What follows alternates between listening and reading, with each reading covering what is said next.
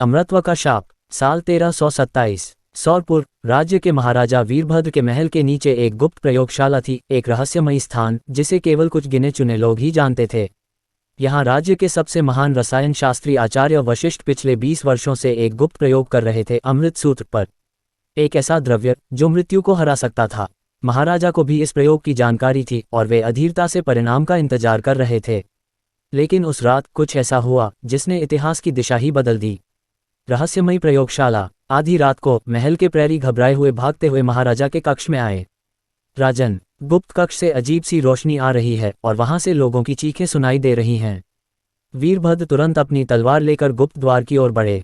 जब वे अंदर पहुंचे तो जो उन्होंने देखा वह उनके जीवन का सबसे भयावह दृश्य था। पूरा कक्ष चमक रहा था, हवा में नीली बिजली तैर रही थी और जमीन पर 5 वैज्ञानिकों के जले हुए शरीर पड़े थे।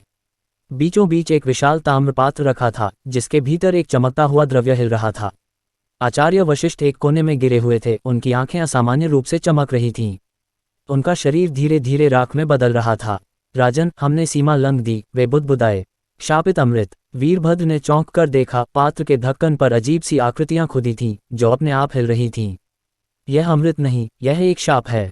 आचार्य की कांपती उंगलियां पात्र की ओर उठीं। तभी पात्र का ढक्कन अचानक जोर से खुला।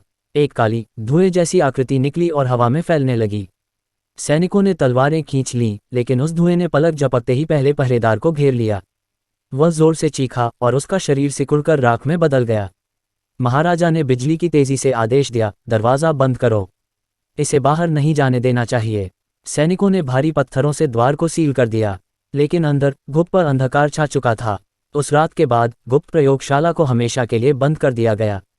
लेकिन कहते हैं, अगर कोई आज भी सौरपुर के पुराने खंडहरों में जाए तो उसे नीचे से किसी की धीमी फुसफुसाहट सुनाई देती है। राजा अब भी जिंदा है।